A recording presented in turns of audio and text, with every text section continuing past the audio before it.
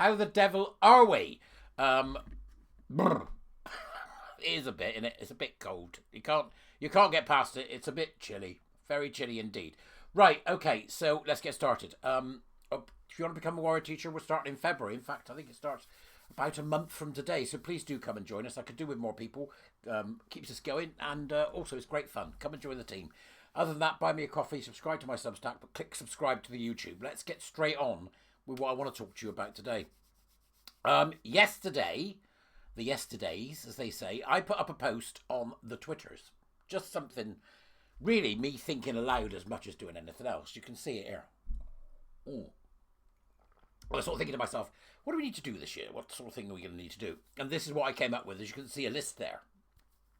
Prevent the conversion therapy bill, prevent Islamophobia definitions, scupper the curriculum review, granular scrutiny of all bills they attempt to pass, which is number 4. You can see the other ones that I've done there. So I come across number 4 here, granular scrutiny of all bills they attempt to pass. And then, out of nowhere, he says, this morning, I'm alerted to what is called it's something to do with fossil fuels and all that sort of MacGuffin. And the bill, it's called the Climate and Nature Bill, which had a first reading, is going through to second reading. And it is something that is about achieving climate and nature targets. And it's been put forward by a guy called Alex Sobel, as you can see there. Right, okay, now. So it's got its second reading, will be coming up shortly. And I was alerted to this because I saw on the Twitters some information that was placed there by a couple of people. And I thought, well, I'm going to take a look at this. And in the information that they put up there, this is what they put. Right, so over the past few hours, we've shown exactly how this bill will destroy our society. Links to all the tweets and everything are in the doobers for you, all right? Farming in rural communities. Forced rewilding and skyrocketing costs will drive farmers off their land, collapsing food production and rural economies. Energy costs. The forced end of fossil fuels will push energy prices through the roof, leaving families in the cold and businesses shutting down. Travel and freedom. Affordable holidays and everyday travel will become luxuries, while restrictions and taxes make personal mobility impossible for many. Property rights. Homeowners and farmers will lose control of their land and homes under vague conservation and sustainability goals. Economic suicide. While the UK tears itself apart with these policies, countries like China and India will dominate, leaving us weak and dependent. Right. Now that's some of the analysis of the bill that's come from a member of Reform, as you'll see when you go and have a click on the links. There's a thing called Chesterton's fence. I don't know whether you're all familiar with this. I think I've mentioned it before. Which is this idea that you shouldn't take down the fence unless you know what's going to happen, because you do, because you are cognizant of why the fence was put there in the first place. I think this is a perfect example of Chesterton's fence. You know, the villagers went, what's the fence there for? We don't know, it's always been there. Well, take it down, we need the land. They take it down, they're invaded by barbarians. So this concept of Chesterton's fence is about caution in the face of what could be a mistake or an error that will have long-term consequences that nobody's thought through. So I thought, right, I'll take this bill and we'll give it to Grok, right? So I shoved it in Grok and said, come on, give me the worst-case scenario with this bill. If this bill is allowed to pass through Parliament and we start doing all this nonsense that's in it, and believe me, it's full of nonsense, what is the worst-case scenario for the implementation of what is called the mitigation and conservation hierarchy, which is built into the bill, right? So this is based on that, the mitigation and conservation hierarchy built into the bill. And I asked it, how dangerous to liberty could manifest, and it responded by saying this. Over-regulation and loss of property rights. Regulations become so stringent that they effectively strip landowners of the ability to use their property for any economic activity without extensive bureaucratic approval. This could lead to scenarios where property essentially becomes frozen for development with little to no compensation or alternative provided. The impact of that being, individuals or companies might lose their right to use their property in ways that are economically beneficial to them, leading to significant financial losses or even bankruptcy. This could fundamentally challenge the concept of property ownership as a right. You will own nothing and you'll be happy about it. Klaus Schwab, right. Number 2, economic stagnation or decline.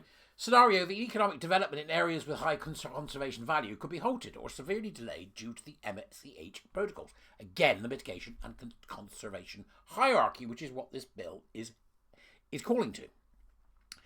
This might result in entire regions missing out on economic opportunities, leading to unemployment, poverty, or economic migration.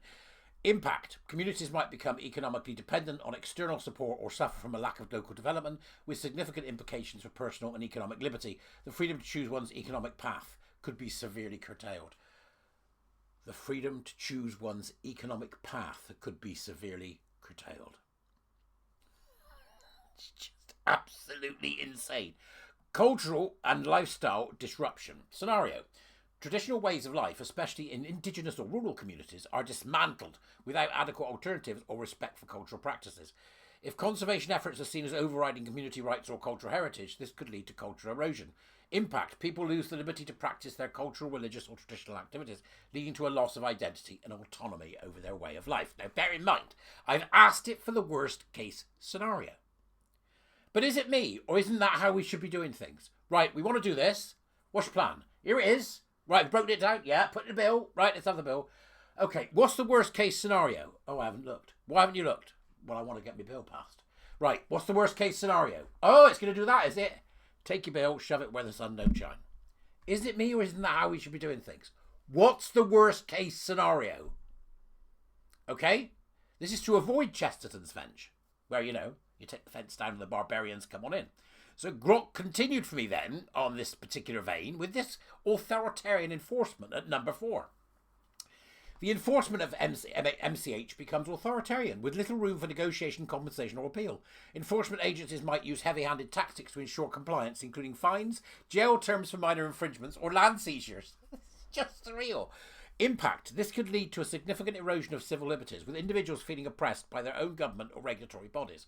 The right to dissent, legal recourse, or fair treatment could be compromised. Good God. Social unrest and conflict. The disparity between conservation goals and local or personal needs leads to widespread discontent, potentially erupting into civil unrest or conflicts between different interest groups. Conservationists versus developers, local communities versus state. Impact. Social fabric could be torn, leading to a breakdown in community cohesion, increased law enforcement presence and possibly even violence or protests, which further restricts liberty through curfews, restrictions on assembly, or other emergency measures. Please bear in mind, worst case scenario. Global inequity and environmental burden. Wealthier nations or corporations offload their environmental mitigation responsibilities onto less developed countries or communities, using offsetting in a way that disproportionately affects the liberty of those with less political or economic power. In other words, they can suppress those who are currently not in a state of development, which might be as good as, for example, Britain or France or Germany. This could cause real problems for countries that are not fully developed in that way. That's just surreal. This could lead to a scenario where the environmental burden is exported, creating zones where liberty is severely compromised for the sake of conservation in other parts of the world. That's colonisation, by the way. Now look, right? This is worst case scenario. That's what you've got to understand. I've done it deliberately to be provocative, first off, and secondly to say this is how we should be doing things. So we go back now to the bit and we go, right, here's your worst case scenario. How are you going to mitigate all these things from happening? Then we'll talk about your bill. Is it me, or is that how we should be doing this? I don't know. Maybe I'm just round the bend. Who cares, right? So here's the sort of follow-up paragraph that was given to me by Govt, and this is very interesting. In the worst case scenario, the MCH could be implemented in a way that not only fails to balance human development with conservation, but actively undermines fundamental freedoms, leading to significant socio-economic and cultural repercussions. The key to avoid, this is the answer from Govt, the key to avoiding this would be in ensuring transparency, equitable policy making, stakeholder engagement, and providing viable alternatives or compensation for those affected. Equitable policy making and stakeholder engagement is the language of communism. All right, that's what it is. You can't get away from it.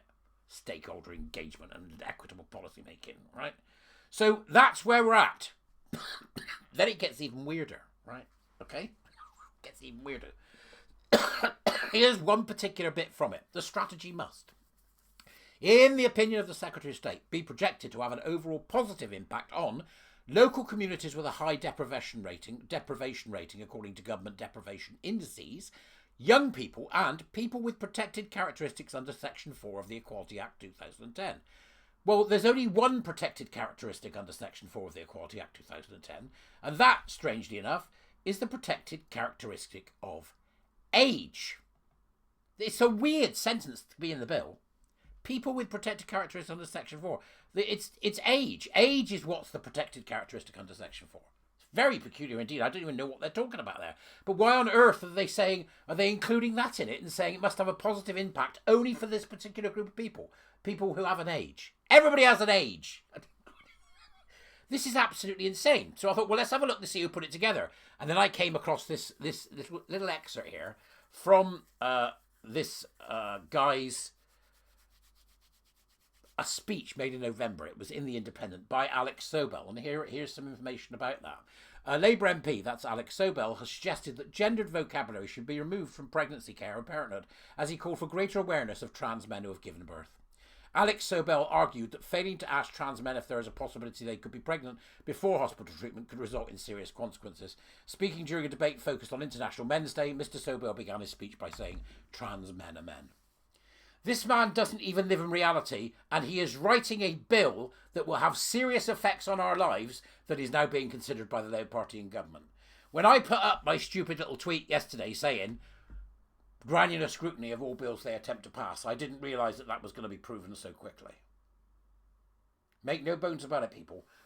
Get people engaged. Talk to others. Get them to look. Get them to understand. We are going to need an engaged populace in a way that we have never seen before. Because if we don't, I think, worst case scenario, we are heading down a pathway which will give governments, with technology that should be for the benefit of the people, the most unbelievable control over our lives. And that must be avoided at all costs. But you can tell me whether you think I've got the tin hat on again, or whether you think it's important that we do keep an eye on what's going on. Other than that, thanks very much for watching. As usual, blah, blah, blah, me talking nonsense. I'm going to go. Bye-bye, because that's it. Be done.